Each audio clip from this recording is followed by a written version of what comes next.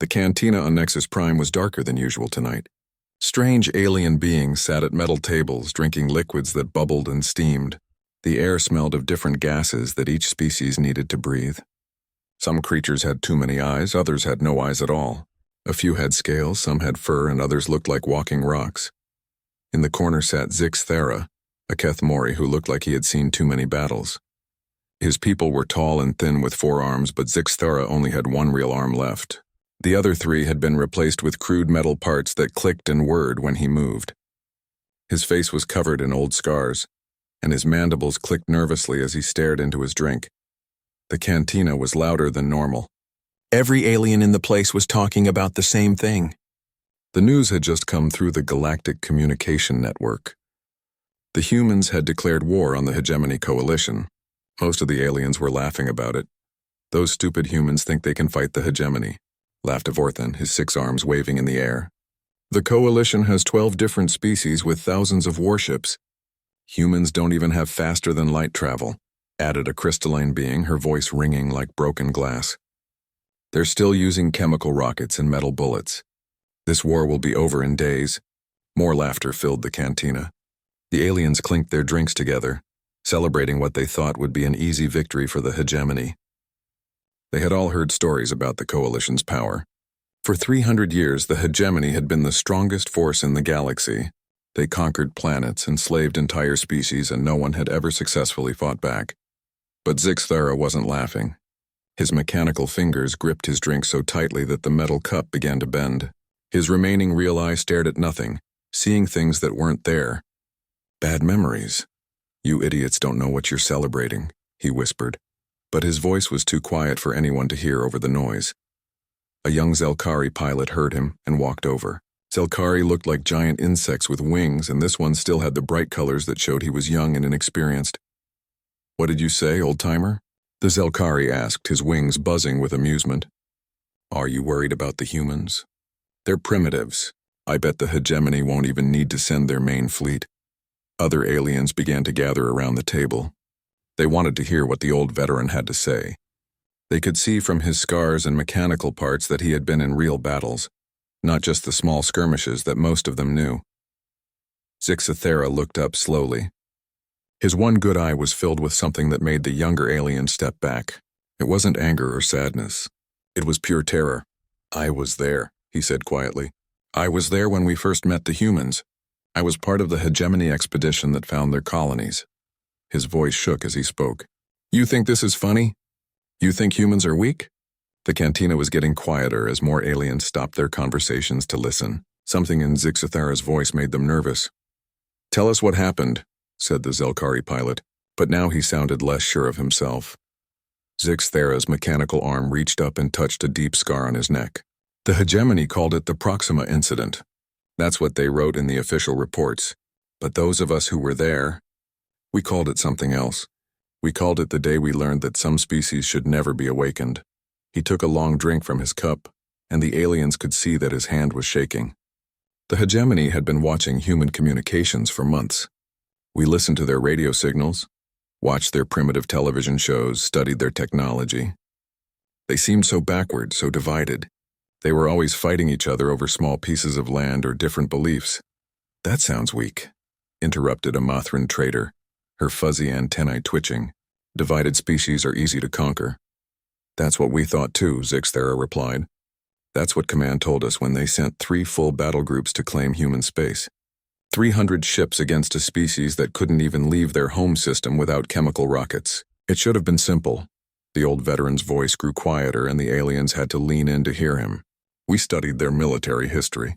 Humans fought wars differently than civilized species. Most galactic conflicts end when one side surrenders. You fight until someone gives up, then you negotiate. That's how proper warfare works. He paused and looked around at all the different aliens listening to him. But humans had something in their history that no other species we knew had ever developed. They called it total war. They had examples of fighting that continued even when their cities were destroyed. Their leaders were dead and victory was impossible. That's just stupidity, said the Vorthon from earlier. Smart beings know when to surrender. Zix Thera's mandibles clicked rapidly, which was a sign of extreme agitation in his species. That's what every hegemony commander thought. We had standard procedures for conquest. You show up with overwhelming force, demonstrate your superior technology, and the primitive species submits. It had worked on every world for 3 centuries. He stood up slowly, his mechanical parts whirring and clicking. Even standing, he wasn't very tall, but something about his presence made him seem bigger. The first human colony we visited was on a planet they called Kepler 442b. It was a mining world with maybe 50,000 humans. We had 60 ships and 500,000 troops. The cantina was completely silent now. Even the aliens at the far tables had stopped talking to listen. We sent the standard surrender demand. We told them they were now part of the hegemony coalition, that resistance was futile, and that cooperation would be rewarded. Do you know what their response was? None of the aliens answered. They just stared at the old veteran. They told us to go to hell, Zixthera said. Not just their military leaders. Every human on that planet. Men, women, even their younglings. They all said the same thing. They would rather die than surrender to invaders. Brave but stupid, muttered the crystalline being. We thought so too, Zixthera continued. So we began the standard pacification protocol.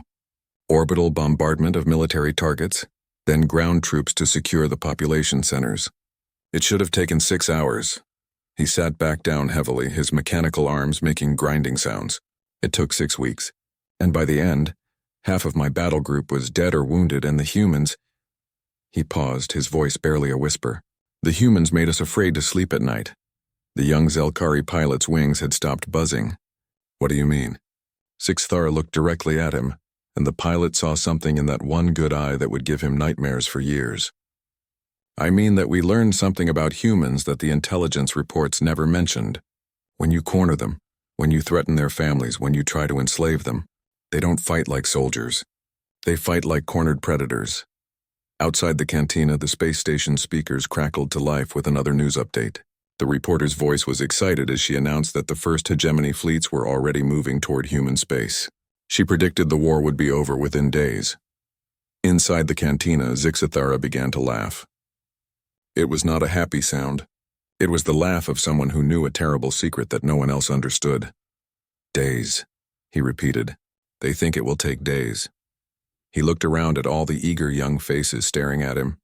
Let me tell you what really happened at Kepler 442b. Let me tell you why those of us who survived still wake up screaming. The aliens leaned forward, suddenly very interested in hearing the rest of the story. Zixthara stared into his drink for a long moment before continuing. The aliens around him waited quietly, sensing that they were about to hear something important, something terrible. The orbital bombardment should have broken them, he began, his mechanical fingers tapping against the table. We destroyed their communication towers, their power plants, their spaceports. Standard procedure. Show them they can't win, then they surrender. He looked up at the young aliens listening to him. But when our dropships landed, the humans were still fighting. Not just their soldiers, everyone. Old humans, young humans, even their females and younglings. They all had weapons. The Zelkari pilot tilted his head. That's impossible. Civilized species protect their non-combatants. They don't arm their children. Humans aren't civilized like us, Zixthara replied. That was our first mistake. We thought they would follow the same rules of warfare that every other species follows. But humans, they make their own rules. The old veteran activated a holographic display from his cybernetic arm. Blurry images appeared in the air above the table. They showed a human settlement under attack. The buildings were simple metal and concrete structures, nothing fancy. But what shocked the aliens was what they saw in the streets. Human civilians were running through smoke and fire, but they weren't running away from the hegemony soldiers. They were running toward them, and they were carrying weapons. Not military weapons, but improvised tools turned into instruments of war. Mining equipment, construction tools, kitchen knives, even rocks and sticks. Our infantry expected surrender when they reached the population centers, Zixthara continued. Instead, they found humans hiding in every building, every tunnel, every hole in the ground. And these humans fought with a desperation we had never seen before. The hologram changed to show inside a human building. Hegemony troops in advanced armor were moving through corridors, their energy weapons ready. Suddenly the wall exploded, not from advanced human technology, but from crude chemical explosives that the humans had made from mining supplies. They turned their own homes into traps, Zixthera said quietly. They would wait until our troops entered a building, then bring the whole structure down on top of everyone. They killed themselves just to take a few of us with them. A Mothran trader at the table shuddered. That's not warfare. That's madness. Yes, Zixthera agreed. That's what we thought too. But it was effective madness. Our troops were trained for conventional battles against rational opponents. We had never faced an enemy that was willing to die rather than surrender. The hologram showed more scenes from the battle. Human children, no bigger than the youngest aliens in the cantina, carrying ammunition to adult humans who were shooting at hegemony troops from windows and rooftops. When the adults were killed, the children picked up their weapons and continued fighting. This is where it gets worse, Zixthera said, his voice becoming even quieter. 3 days into the occupation, our forces cornered a group of about 30 human younglings in what they called a school. Our commander ordered the building surrounded. He was going to use the younglings as hostages to force the adult humans to surrender. The aliens listening all leaned forward. This was the kind of tactical thinking they understood. Threaten the young and any rational species would give up. The human adults came, Zixthera continued. About 100 of them, mostly the parents of the trapped younglings. Our commander demanded their surrender. He said if they didn't give up, the younglings would be harmed. That should have ended it, said the crystalline being. No parent would let their offspring be hurt. Zixthera's one good eye stared at her. The humans agreed to surrender. They walked forward with their hands up, no weapons visible. Our troops moved in to accept their capitulation. The hologram changed again. It showed the human school building, a simple structure surrounded by hegemony troops. The human adults were walking toward the alien soldiers with their hands raised. Then the building exploded, Zixthera whispered. The hologram showed a massive fireball consuming the school. The explosion was so large that it killed not just everyone inside, but also most of the hegemony troops surrounding it. The humans had rigged their own youngling school with explosives, Zixthera said, his voice barely audible. They killed their own children rather than let us take them as slaves. Complete silence fell over the cantina. Even the background noise from other tables had stopped. The aliens stared at the hologram in horror. But that's not the worst part, Zixthera continued. Before the explosion, our recording equipment picked up what the human younglings were saying inside the building. They knew what was going to happen. Their parents had told them, and they were singing. Singing? Asked the young Zelkari pilot. Human younglings sing when they're afraid, Zixthera explained. It comforts them. So these children, knowing they were about to die, sang songs their parents had taught them. Songs about their home planet Earth. Songs about being brave, songs about family. The hologram played a scratchy audio recording. The aliens heard young human voices singing together, sweet and innocent even as death approached them. The song was in the human language, but somehow the melody itself conveyed hope and defiance. That recording was transmitted to every hegemony ship in the system, Zixthera said. It was supposed to be a victory message, proof that we had broken human resistance. Instead, it did something to our troops that Command had never seen before. What? Several aliens asked at the same time. Our soldiers refused to fight anymore, Zixthera replied.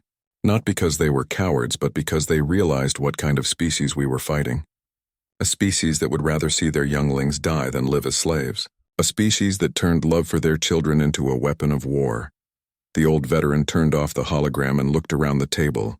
That was just the first day on Kepler 442b. The humans kept fighting for 6 more weeks. Every building was a fortress. Every tunnel was a death trap. Every human we killed took at least one of us with them. How did it end? Asked the Mothran trader. We left, Zixthera said simply. Command ordered a full withdrawal. Not because we couldn't win, but because the cost of victory was too high. We had lost 60% of our ground forces, and the humans were still fighting. They weren't getting weaker. They were getting angrier. The young Zelkari pilot looked confused. But surely the humans suffered worse losses. Of course they did, Zixthera replied. By the end, there were less than 5,000 humans left alive on Kepler 442b. But here's what our intelligence officers discovered after we withdrew. The surviving humans immediately began rebuilding. Not their homes or their infrastructure. They rebuilt their weapons factories first. He paused to let that sink in. They weren't broken by the battle. They were learning from it. Every tactic we used, every weakness they found in our equipment, every mistake we made, they recorded it all. They were studying us even while they were dying. That's when Command realized we had made a terrible mistake, Zixthara continued. We hadn't been fighting a primitive species. We had been teaching an advanced species how to fight us, and humans, it turned out, were very good students. The cantina's speakers crackled again with another news update. The reporter announced that the first hegemony fleets had reached the edge of human space and were preparing for the initial assault. The estimated time for complete victory was still listed as 3 to 5 days. Zixthara laughed that terrible laugh again. 3 to 5 days, he repeated. The same estimate they gave for Kepler 442b, and that was against 50,000 humans with mining equipment. He looked around at all the aliens staring at him. Want to know what happened when we fought 50 billion humans with 300 years of warfare to study? The aliens nodded, even though they were beginning to suspect they didn't really want to know. Let me tell you about the Battle of the Asteroid Belt, Zixthara said. Let me tell you about the day humans turned their entire solar system into a weapon. The cantina had become completely silent. Even the servers had stopped moving between tables to listen to Zixthara's story. The old veteran took another drink before continuing, his mechanical hand shaking slightly. After Kepler 442b, the Hegemony High Command thought they understood the problem, he began. They decided humans were just unusually stubborn but still primitive. The solution was simple. Send more ships, use bigger weapons, attack multiple colonies at once to spread their forces thin. The young Zelkari pilot shifted nervously in his chair. That sounds logical. Overwhelm them before they can adapt. It would have been logical against any normal species, Zixthara agreed. But humans aren't normal. Command didn't realize that every battle we fought was teaching them more about galactic warfare. And humans learn fast. He activated his holographic display again. This time it showed a star map with dozens of red dots marking human colonies. The Hegemony launched simultaneous attacks on 15 different human worlds. Each attack force was twice as large as the one we had sent to Kepler 442b. Command was confident this would end human resistance within days. The hologram zoomed in on one of the red dots. I was part of the force attacking a world called New Birmingham.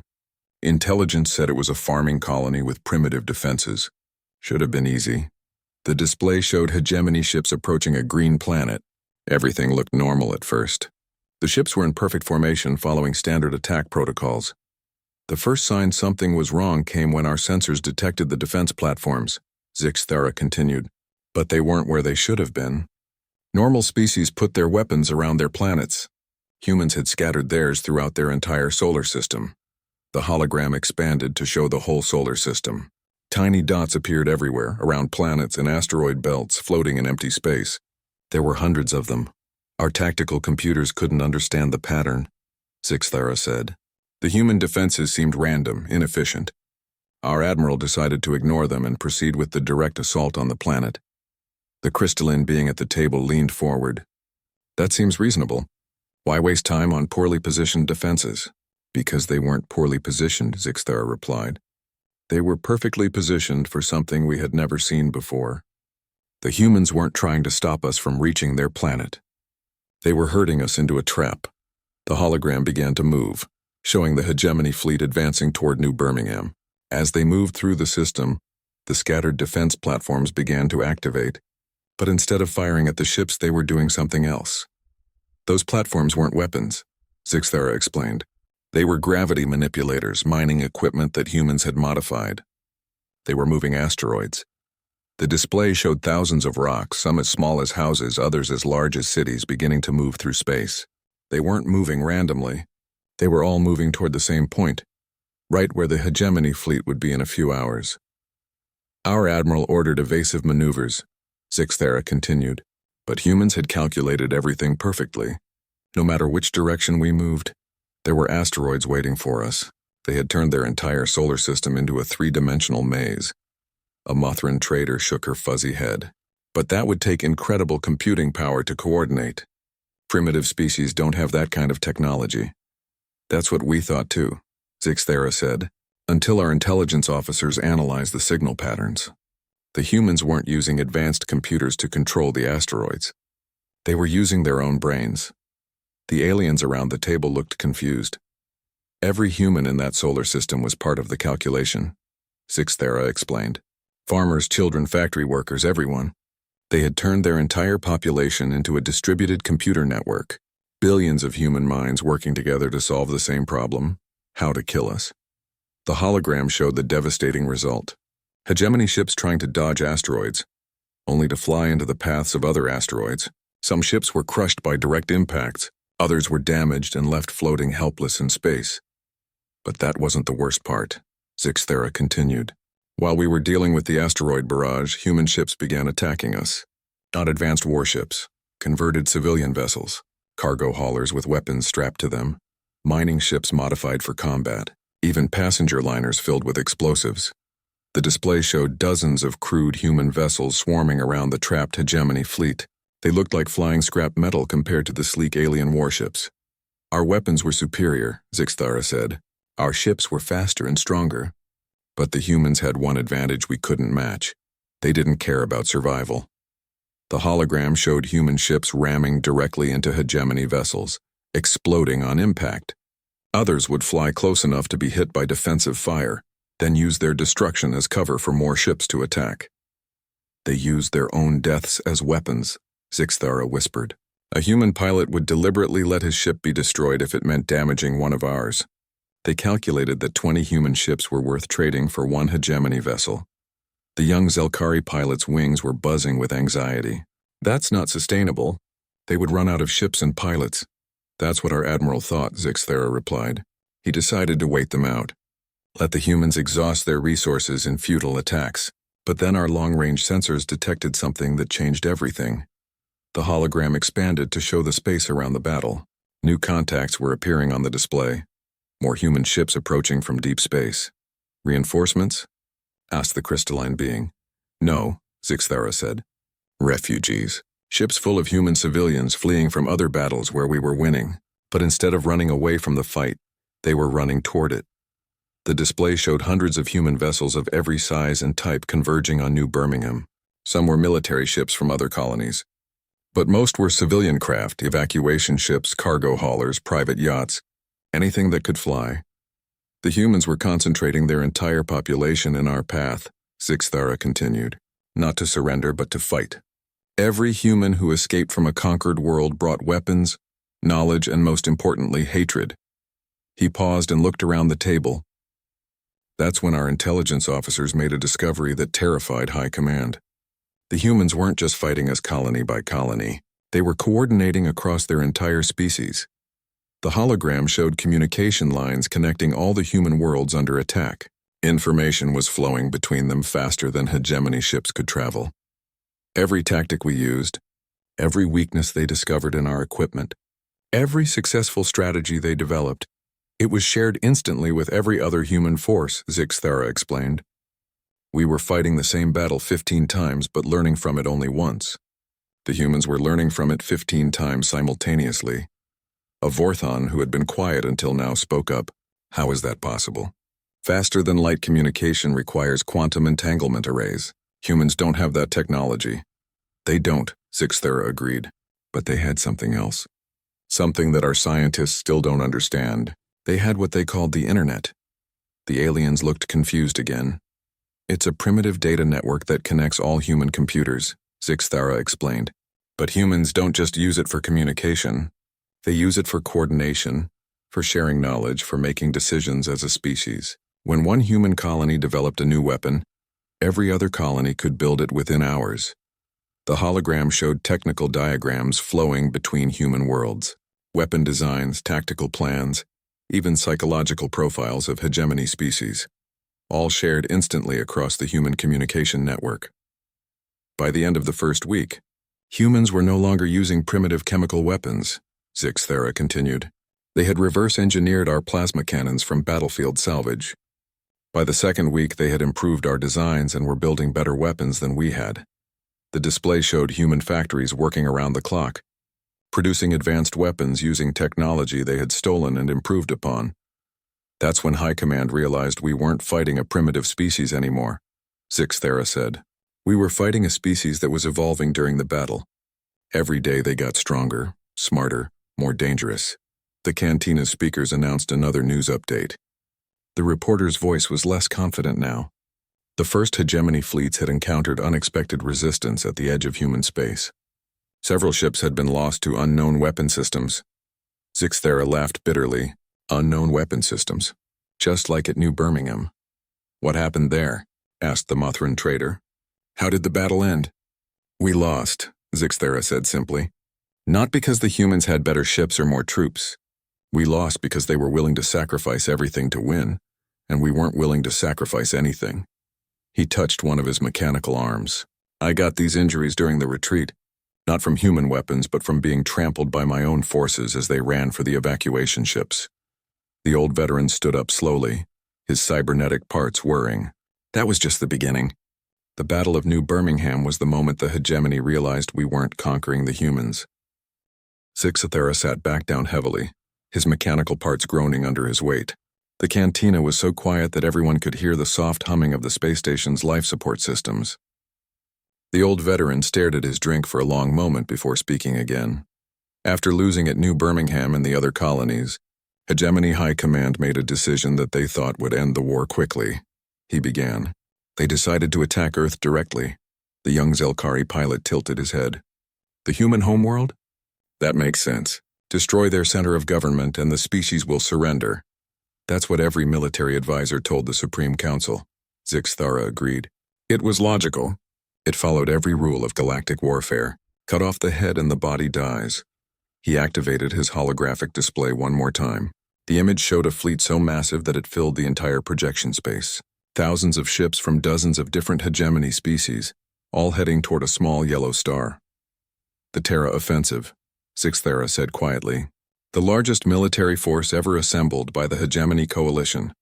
5,000 capital ships, 50,000 support vessels, and 10 million troops. Representatives from all 12 member species. We called it the Fist of the Galaxy. A crystalline being at the table whistled in her musical voice. That's enough firepower to crack a planet. Exactly, Zixthera nodded. The plan was simple. Jump into the Sol system, destroy any human defenses and bombard Earth until the humans surrendered. Command estimated it would take 6 hours. The hologram zoomed in to show the human solar system. It looked peaceful, with planets orbiting lazily around their star. A few small space stations were visible, but nothing that looked like serious military installations. Our intelligence was confident, Zixthera continued. Earth's defenses were primitive. Some orbital platforms, a few hundred ships, maybe 1 million troops. Nothing that could stand against the Fist of the Galaxy. He paused and touched the deep scar on his neck. Our intelligence was wrong. Completely, catastrophically wrong. The hologram began to move, showing the massive hegemony fleet jumping into the Sol system. At first, everything went according to plan. The ships emerged from faster-than-light travel in perfect formation, ready to begin the bombardment. The first sign of trouble came from our sensor operators, Zixthera said. They were detecting massive energy readings throughout the system, but they couldn't identify the sources. The readings were coming from everywhere, the planets, the asteroids, even empty space. The display began to show energy signatures appearing all over the solar system. They weren't concentrated around Earth like normal planetary defenses. They were scattered from the innermost planet all the way out to the edge of the system. Our admiral ordered a full sensor sweep. Zixthera continued. What we found changed everything we thought we knew about humans. The hologram zoomed in on Mars, the red planet next to Earth. What had looked like a normal world from a distance was revealed to be something else entirely. The entire planet had been hollowed out, Zixthera whispered. The humans had turned Mars into a giant weapons platform. Not just the surface, the whole planet. Every mountain, every canyon, every crater contained hidden weapon systems. The aliens around the table stared in shock as the display showed massive gun barrels emerging from what had looked like natural rock formations. Missile silos opened in crater floors. Entire cliff faces slid away to reveal energy cannons the size of skyscrapers. But Mars was just the beginning, Zixthera said. Venus had been converted into a factory world, producing warships inside artificial atmosphere domes. Jupiter's moons were all armed space stations. Even the asteroid belt had been weaponized. The hologram pulled back to show the entire solar system. What had looked like a peaceful star system was revealed to be a massive fortress. Every planet, every moon, every significant asteroid contained weapons pointed outward toward space. The humans had turned their entire home system into a single, coordinated weapon, Zixthera explained. Not just the military installations, everything. Civilian space stations had hidden missile launchers. Commercial satellites carried nuclear warheads. Even their space garbage was equipped with guidance systems and explosives. A Mothran trader shook her fuzzy head in disbelief. That would take centuries to build. And the resources required? 50 years, Zixthera corrected her. They built it all in 50 years, ever since their first contact with galactic civilization. The humans had been preparing for this war since the day they learned we existed. The hologram showed the moment the human defenses activated. Weapons fire erupted from every direction at once. Not the scattered, uncoordinated shots that the hegemony expected, but a perfectly timed barrage that caught the entire fleet in a crossfire. Our ships had nowhere to run, Zixthera said, his voice getting quieter. We were surrounded by weapons. Every direction we turned, there were more guns, more missiles, more death coming toward us. The display showed hegemony ships trying to maneuver, but finding themselves caught in overlapping fields of fire from multiple planets simultaneously. Ships that tried to escape toward the edge of the system ran into minefields. Ships that tried to get closer to Earth were destroyed by weapons they never saw coming. That's when we realized the true horror of what the humans had done, Zixthera continued. They hadn't just fortified their solar system. They had turned it into a trap. Every defensive position was designed to force us into the firing range of other defensive positions. The young Zilkari pilot was trembling. But surely your fleet fought back. You had superior numbers. We tried, Zixthera replied. But fighting humans in their own solar system was like fighting inside a machine designed to kill us. Every shot we fired was anticipated. Every tactic we used had been planned for. They knew exactly how we would react to every situation because they had been studying us for 50 years. The hologram showed the devastating effectiveness of the human defenses. Hegemony ships that targeted Mars found themselves hit by weapons from Venus. Ships that attacked the asteroid belt were destroyed by lunar cannons. The entire system was one interconnected weapon, and the humans were its brain. But the worst was yet to come, Zixthera said. Because while we were fighting their fixed defenses, the human fleet was preparing their real attack. The display zoomed in on Earth itself. What the hegemony had thought was a lightly defended planet was revealed to be something else entirely. Massive ships were rising from the surface, not hundreds of vessels, but thousands. Ships that were larger and more advanced than anything in the hegemony fleet. Where did they get those ships? Asked the crystalline being. They built them, Zixthera replied simply. While we were conquering their colonies and thinking we were winning, the humans were building the most advanced fleet in galactic history. Ships designed specifically to fight us, using technology they had stolen and improved from every battle we fought. The hologram showed human ships unlike anything the aliens had ever seen. They were sleek and deadly, armed with weapons that seemed to bend the laws of physics. Some ships were the size of cities. Others were so small they were barely visible on sensors. The human strategy became clear, Zixthera continued. They had never intended to defend their colonies. Every battle we won, every planet we conquered was part of their plan. They were buying time for Earth to prepare and learning everything they could about how to kill us. The display showed the human fleet launching from Earth in perfect formation, but instead of engaging the hegemony forces directly, they did something unexpected. They scattered, Zixthera said. Thousands of human ships spreading out in all directions, leaving the solar system at incredible speeds. Our admiral thought they were fleeing, abandoning Earth to its fate. The Vorthan at the table looked confused. They ran away from their own homeworld. No, Zixthera replied, his voice barely a whisper. They were going hunting. The hologram expanded to show the galaxy beyond the Sol system. The scattered human ships were heading toward different stars, toward hegemony homeworlds that were completely undefended because all their fleets were attacking Earth. While we were trapped in their solar system fighting their defenses, human ships were attacking every major hegemony world simultaneously, Zixthera explained. Worlds that had never seen war, that thought they were safe behind the protection of the fleet. Billions of civilians with no military protection. The display showed human ships arriving at hegemony planets across the galaxy. Not conquest fleets, but small groups of ships carrying weapons of unimaginable destruction. They didn't invade our worlds, Zixthera said. They sterilized them. Weapons that turned entire continents into glass, Viruses that destroyed all plant life. Machines that consumed everything they touched and turned it into more machines. The aliens around the table were horrified. This wasn't warfare as they understood it. This was extinction. But they saved the worst for last, Zixthera continued. When our high command finally tried to negotiate, tried to call for a ceasefire, the humans sent us a message. A single transmission that was broadcast to every surviving hegemony ship and planet. He activated the audio system in his holographic display. The voice that emerged was human, speaking in perfect galactic standard. The silence in the cantina stretched on for what felt like hours. Finally, the young Zelkari pilot found his voice, though it came out as barely a whisper. 6 months, he said. The hegemony war only lasted 6 months? Zixthera nodded slowly. 6 months, 2 weeks, and 3 days.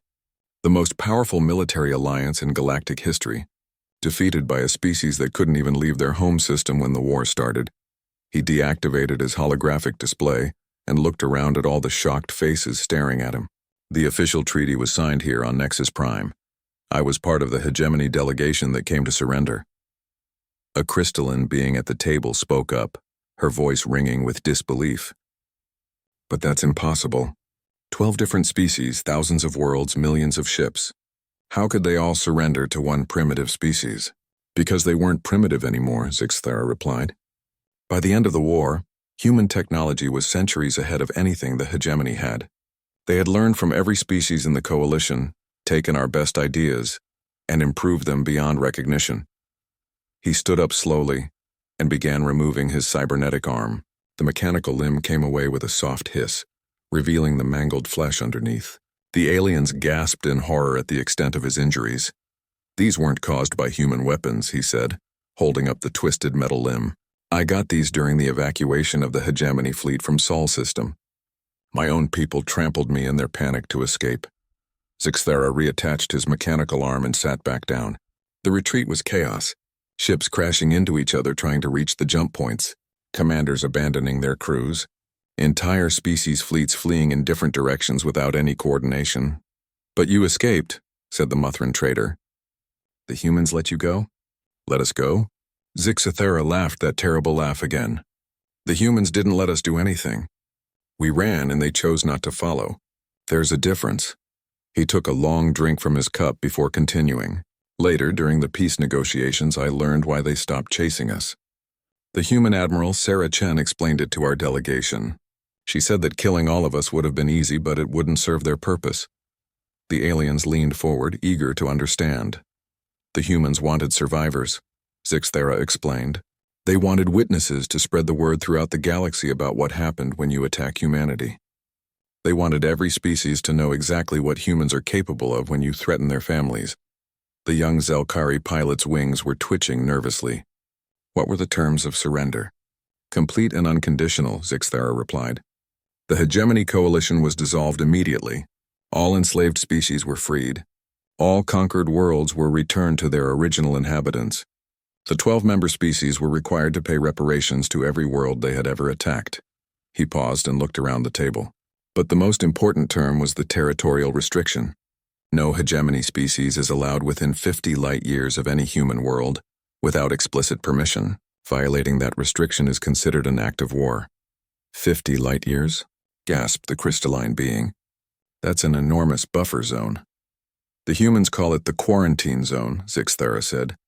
They made it very clear that it's not to protect them from us. It's to protect us from them. The cantina's speakers crackled again with another news update. The reporter's voice was urgent now, almost panicked. She announced that human fleets had appeared simultaneously in 17 different systems along the border of the new Galactic Council territory. The Council's response fleets were moving to intercept, but early reports suggested the human ships were using completely unknown technology. Zixthera listened to the broadcast with growing alarm. When it ended, he looked around at all the young aliens who had been listening to his story. You still don't understand, do you? He said quietly. This new war that's starting, the Council thinks they're fighting the same humans we fought 6 months ago. They think they know what they're up against. He stood up and began gathering his belongings. But humans don't stop improving just because they win a war. They've had 6 months to prepare for this conflict. 6 months to study every species in the Council, to analyze every weakness, to develop new weapons. The young Zelkari pilot looked confused. But the Council has hundreds of species, thousands of fleets. Surely they can overwhelm the humans with sheer numbers. Zixthera stopped and stared at him. The hegemony had 12 species and 5,000 capital ships. The humans destroyed us in 6 months. How long do you think it will take them to defeat a force that's only 10 times larger? He began walking toward the cantina's exit, his mechanical legs clicking on the metal floor. Several aliens called after him, asking more questions, but he didn't stop. "Wait," called the Zelkari pilot. "What should we do? How do we survive when the humans come?" Zixthera paused at the doorway and turned back one last time. "Don't fight them," he said simply. "When human ships appear in your system, surrender immediately. Don't try to negotiate, don't try to buy time, don't try to show them you're not a threat. Just surrender." "But what if we're not part of the Council?" asked the Mothran trader. "What if we're neutral?" "There is no neutral in a human war," Zixthera replied. "There are allies, enemies, and obstacles. Make very sure they know which one you are." He started to leave again, then stopped and added one more thing. "And whatever you do, don't hurt their children. The humans forgive many things, but never that."